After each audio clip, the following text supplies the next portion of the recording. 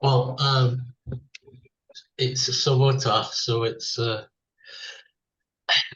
Czechoslovakia, which doesn't exist anymore, but it's the Czech Republic and Slovakia. Before 1918, Czechoslovakia, as was part of the German Imperial Empire. You can see there in the kind of brown and yellow bit at the top there, surrounded by Austria, Hungary, and so on. And then at the end of the First World War, Czechoslovakia became a state in its own right until 1992, when once again it was divided up into Czechia, or Czech Republic, and Slovakia. But I think it was one of the more fortuitous partitions in that there was no bloodshed, no particular wrangling. It was kind of, and they still get on with each other. It's not like they're sworn enemies or anything like that, and they work together in various sorts of ways. So it's that rare bird, the partition without any kind of contrition. Oh, I like the sound of that. Partition without contrition. Yeah. Well, yeah. Okay. That, for some reason, was A, because we moved on to B, but I don't know how the A fitted in there. Bratislava is the capital of the Slovakia, I should say, not the Czech. It's a population of 420 odd thousand people. So it's, you know, it's not a massive city, but it's a very pretty one, actually. Lovely place. Yeah, close to the Austrian and Hungarian borders, and unlike Prague, which it sort of resembles in lots of ways, it's not as troubled by tourism in the way that Prague is. I don't know if anyone has been to Prague recently, you'll know what I mean. There's another picture of it. So it's got lots of interesting architecture, churches and stuff. Okay. So these are the kind of various stages of the Czech Republic. The democratic Czech Republic flag there. Originally, it was part of the Bohemian Empire and the Socialist Republic with the communists and so on. And way back in the day, it was in the Kingdom of Bohemia.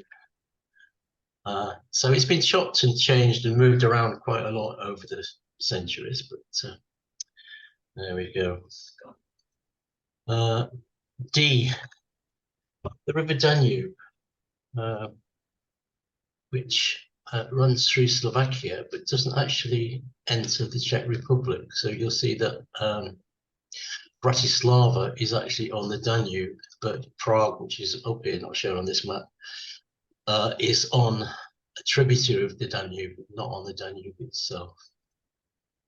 Okay, the blue Danube. Okay, where are we now? Okay, oh yes. Dvořák, Antonín Dvořák, 1841 to 1904, born in Prague. Famous composer, cello concerto, opera Rusalka, and his probably most famous piece of work was the New World Symphony, which received its premiere in America. But and there is an American folk tune, if you remember it, running through the main one of the leitmotifs of the symphony. I don't know if that's meant to be Dvořák. I guess it probably is. Approaching the New York harbor, maybe the end of the 19th century. Okay. Oh yes, E. Struggled a bit, so I settled for the EU. Both Czech and Slovak countries are fully paid up members of the European Union, and all the benefits that goes with that, and perhaps all the non-benefits, but nevertheless, They're slap bang in the middle of Europe and very much part of the EU. Okay. F is for food. Now here we go with check my pronunciation here. This is a Czech dish which is called Vepro Neldo Zelo, which is roast pork, sauerkraut, caraway seeds, and bread dumplings. I think you probably need to go on a long run after you've eaten all that, but Yeah.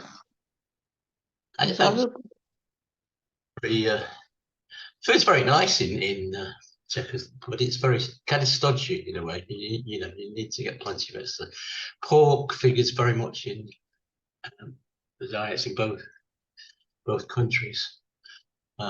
This is a thing called brinzové pyrohy, which is kind of gnocchi type noodles,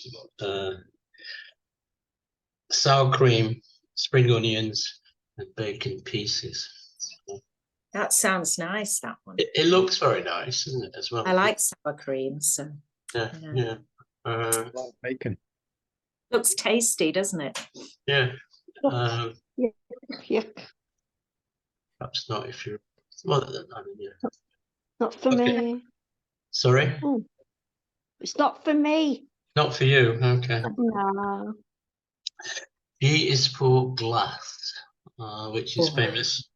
Nice. Czech Bohemian glass, very famous. Some of it quite expensive, I think, as well. But there's an example of that particular style. H is for Havel, Václav Havel, the 1936 to 2011. He was the first president of Czechoslovakia. Sorry, he wasn't. He was the last president of Czechoslovakia up to the time of the two countries being party. Statesman, author, poet, instrumental in the transfer of the nations from the Warsaw Pact to NATO. He was imprisoned from 1979 to 1983, and he was part of the Prague Spring of 1968, very much revered and a recent hero, patriot of the escape from the Warsaw Pact, I guess. Am I making myself clear? I sound a bit weird this morning. No answer. Okay. You're fine. You're fine. Right, situation not right. Bill. I sound like I'm rambling on, that's all. But anyway, there you go. No, keep rambling. It's really interesting. It's Okay. not Come rambling. on, Bill. Yeah, this is the man who's got 400 views of his Poland. Okay. Yeah, there you are. Okay. Anyway, that's Václav Havel. Okay. This fascinated me. I is for independence, incidentally. But if you look at this very strange picture, you have rather demonic-looking angels. If you know what I mean. They don't look like angels to me. And there's a big slab of stone. There's a lion, and presumably this lady is a kind of liberty figure, holding the laurels and stuff.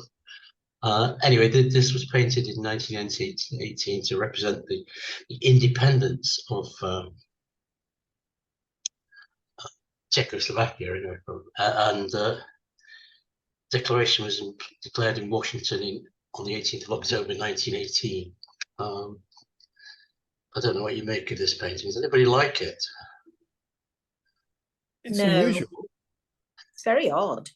It's odd, isn't it? Yeah. The two men look very realistic, the two angels, the angelic. Yeah, Who do they represent? One looks very Russision. I don't know. And it's the slab that's Looks like the guy on the Well, Looks like who? there's a big slab of stone there, as if the freeing, taking the stone away from the door. I don't know. I mean, kind of. Yeah, or it could be the Ten Foundations. Commandments, or not. Looks like the sacrificial table in Narnia because of the lion to me. It's just it's like somebody's imposed these wings on them, and kind of. Anyway. Yeah. Like liberty, liberty just- for France, you know. Yeah. Yeah. Plus, it's a so interesting sort of picture. Weird. J. Jewish people. From the 10th century onwards, there had always been Jewish community in this part of the world. And then in 1930, there were 350,000 Jews in Czechoslovakia. Very few left at the end of the war. Here they are wearing the yellow flags. Most of them were transported to labor camps, etc., etc. It's kind of poignant picture there. Okay. Franz Kafka, K for Kafka. 1883 to 1924. Wrote challengingly about human nature, politics, society. Nice photograph. Great photo. Yeah. Like his ears. Yeah, this his dates were 1883 to 1924. So this must have been probably around about the early 1900s, I would think, by the looks of it. But it's a very clear black and white image, isn't it? Famous What works. do you like about his ears, Bernard? Well, look at the one on the left. It looks all sort of a strange shape. Mr. Spock. Yeah, as you know, that's exactly the what Spock I was about going to him. say. I Well, think that's it's probably Yeah. just the light of the photograph, isn't it? Star Trek. Mm. No, it's got a twist to it. The other one hasn't. Yeah. Piercing eyes. Anyway, that's not. He of course was Jewish, so I don't know. Who knows what would have happened to him if he'd lived longer? He's only 41 when he died. So, famous works were Metamorphosis, The Trial. He's actually a German speaker rather than a Czech or Slovak. But there we go. Slovak or Czech? This lady looks Chinese. I don't know what she's got to do with that. Apparently, although the languages are not the same, they're mutually understood. Slovaks and Czechs can communicate with each other quite easily, but depending on dialects and stuff like that. But I suspect that it's a bit like Hindi and Urdu, where there's enough commonality for people to make themselves reasonably easily understood. So, although there are lots of dialects, and Czechs are quite good linguists as well because they're surrounded by Germany, Hungary, and places like that, where they're used to speaking or understanding other languages, which is true of a lot of Europeans, isn't it? And Africans as well. Unlike us lazy Brits who expect everyone to speak English, they make the effort. There we go. Why did they split up then if they're so alike? Well, they are essentially ethnically different cultures. So I think it was more economic than anything else, that the different, different parts of the country support different areas. I don't know exactly, Bernard, but that's what I'm guessing. It's down to Rambling on. Bill knows something. Yeah, Go on. it's down to politics right the way across that region, and the politics that are driven by religion. Right. And But what's the what religions religious are thing? Is it Eastern Orthodox and Catholicism or what? yeah, Catholicism and it's those people at the top who cannot accept differences, whereas the majority of people on the ground do. Well, And they the fact is that there isn't an awful lot of animosity between the two state in terms of the people in any, maybe No. politically, but the people all seem to get on okay. There's never been any kind of massive, cleansing over any that kind of thing. Anyway, here we go. This is Alphonse or Alfonso. I don't know what. Oh, it's Alphonse Mucha, who you will all be familiar with because when you were at university in the 1960s, you would have had one of his posters on your wall, probably. The kind of Art Nouveau style of painting and decorating, and it's kind of slightly frivolous, but not. I like them. Style of the painting is very similar to the one we couldn't make any, of the subjects with the tiger and the lion, and Yeah, they've been painted by the same person almost. Bit soft porn though, aren't they? well, it's in the eye of the beholder, Bernard, but I don't see it as that, actually. I just see it as a sort of celebration of a female, because there's no nudity or there's no kind of sexual reference. It's just exuberance.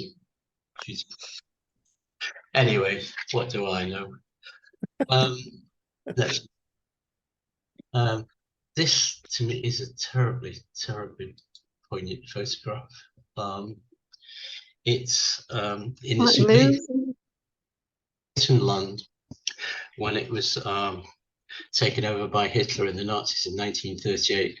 This lady is making the salute, but clearly it's not something that she's very happy to do.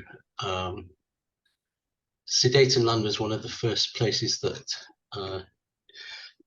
Hitler annexed after Austria, because a lot of the people there were German speaking, and he claimed that it was a German province, etc., etc. But anyway, this picture tells 1,000 stories, actually. But here we go. Somebody's captured that feeling there. Don't know where I am now.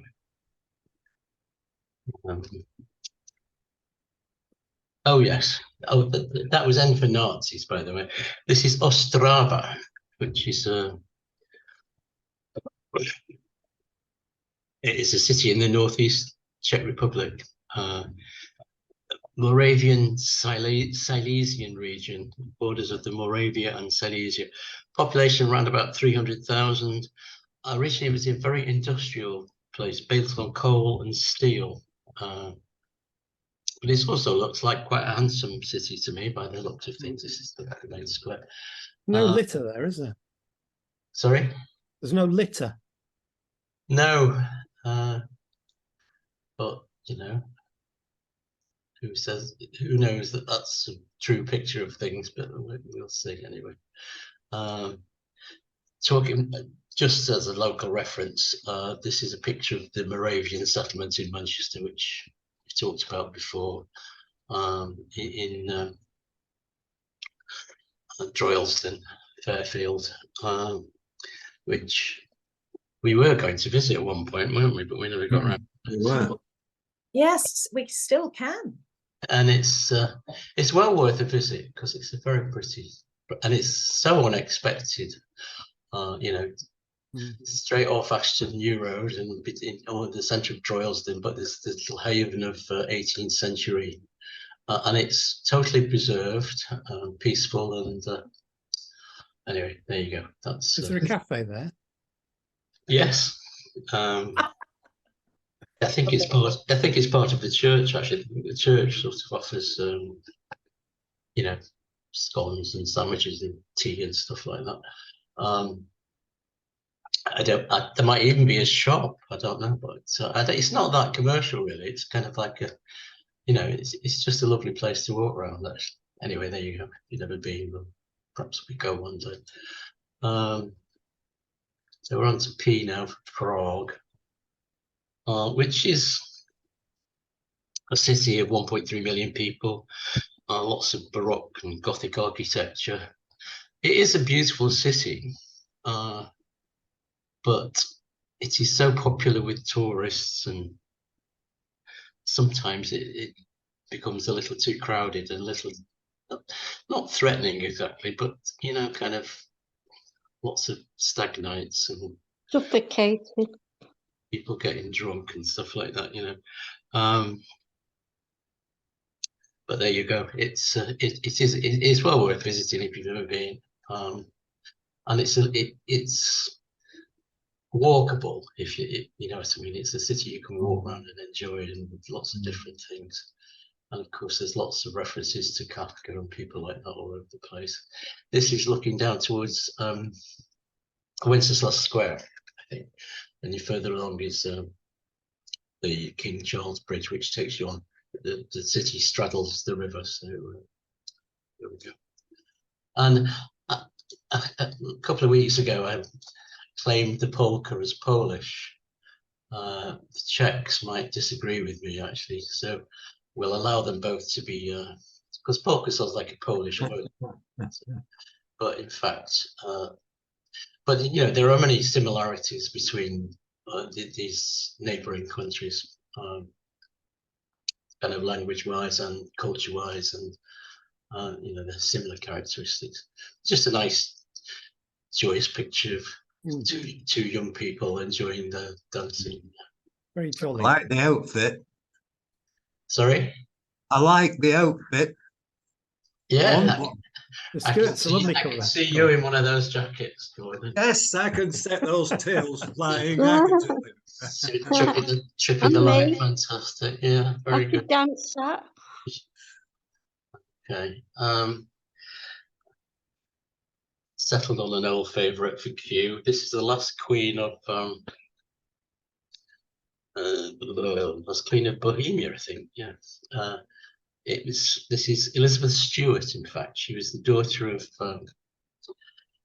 James VI of Scotland, James I of England.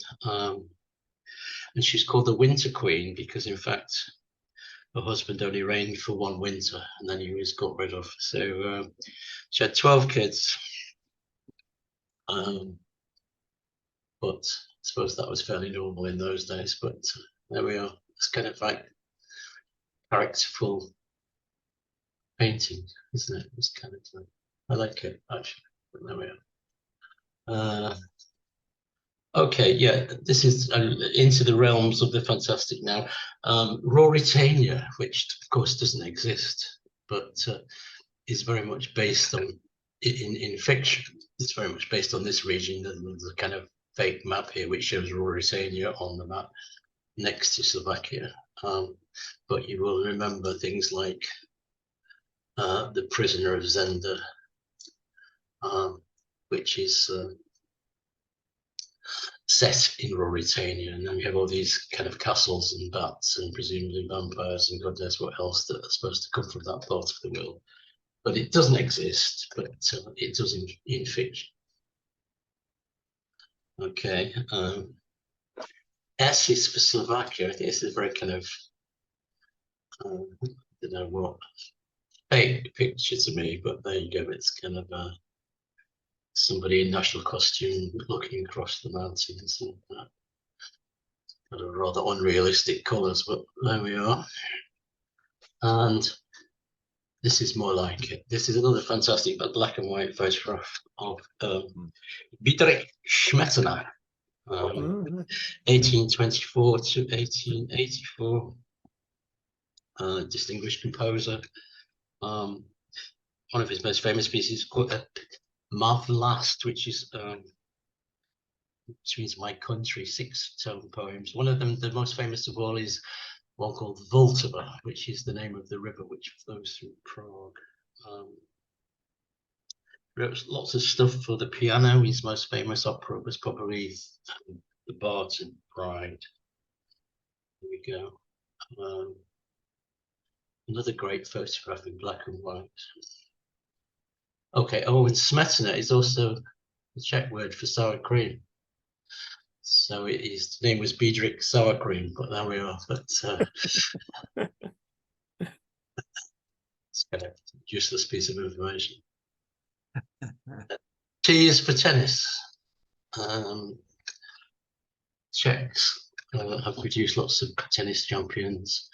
This one you will recognize as, Martina. I've read it over. yeah, but there's Jana Novotná, Hanna Mandlikova, various other ones, and probably anybody recognize this gentleman? He won Wimbledon in the 70s. But, Gosh. his name is Jan Koides. Oh, that's right. He was the first non-professional, wasn't he, to win? Is that what you just said, Graham? Yeah, when they started, well, this professional era started in 1968, but he was one of the first to join these. Yeah, but I think he won he was around about 1970 when he won Wimbledon. Right. Okay, and this is U is for Uprising, another very kind of emotional photograph. The Prague Uprising of 1968.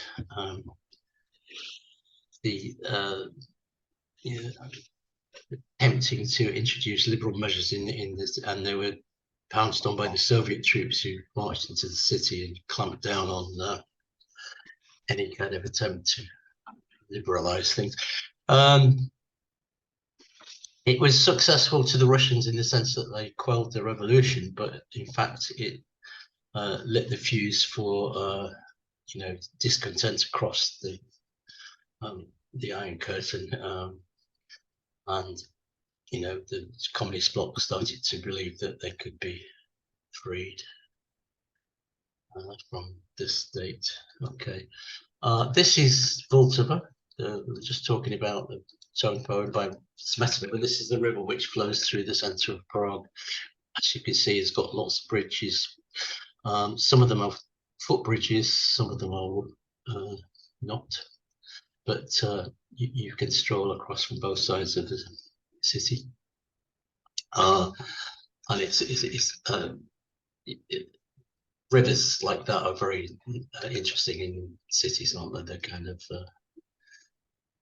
give you a different dimension of things, but it is very attractive. But as I said before, it's not the Danube, it's a tributary there. Okay, I think I was getting desperate here. Yes. Right, W is for writers. So we talked about Havel and Kafka, and this is Milos Kundera, who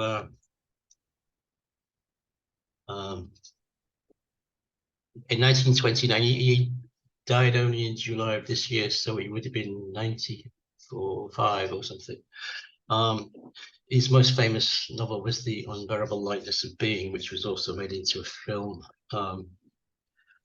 He was exiled to France because of his anti-communist views in 1975, when he became a French citizen in 1981. His citizenship was taken away from him in 79, but it was returned to him in 2019, so he was finally accepted as a Czech literary hero who had a long life. And this is even more desperate. X, what can you do with X? So I settled for X-rated films, and I found a Czech director who directed 1 or 2 X-rated films, and his name is Milos Forman. He 1932 to 2018, and here are some of the films he decorated. One Flew Over the Cuckoo's Nest was one of his. Amadeus, Ragtime, Hair was one of his as well, which was X-rated at the time, wasn't it, if you remember? I don't remember The Man on the Moon, actually. It's H.G. Wells, isn't it? But I don't remember the film, but there we go. Not to say that. So there you are. I think nearly the, oh yes. Cheating once again. Y is for Janacek. Well, of course, Janacek is spelled with a J, but in America, Nice one, Graham. Nice Yeah, one. yeah, okay. Well, this is Leos Janacek with a J, but really with a Y. Born in 1854, died in 1928. Here he is with his wife. Famous and prolific composer. He's interested in folk songs. He wrote lots of operas. Legalitic Mass. Operas include Connie Little Vixen from the House of the Dead, Katya Kavanova, The Macropolis Affair in Yanufa, which is spelled with a J as well, but sounds like it's got a Y, so there we are. And my final one is genuine. Yeah, it is actually a Z. This is Emil Zatopek. Zatopek. 1922 to 2000, and his most spectacular achievement was in 1952 at the Helsinki Olympics when he won the 5,000 and 10,000 meters, and at the last minute decided to enter the marathon, and he won that as well. So, but he was world record holder at 5,000, 10,000 meters, various stages in the 1950s. Very famous for that look of pain on his face. Sadly, in the Prague Spring of 1968, he became he was a supporter of the Democratic wing of the Communist Party, and he was I don't know, he became an anti-hero. Actually, he was forced to work in manual labor. So although he'd been a big hero, he was, punished for his views. In 1990, he was welcomed back by Václav Havel, and but by this time he was a broken man in terms of spirit and health. So there we have, in one of the parks in Prague, there's a statue. Remember, yeah. Thank you. Well done, Nice Graham. one. Well done, Graham. Thank you. Can I just say thank you, Graham? You've just given me, via that talk,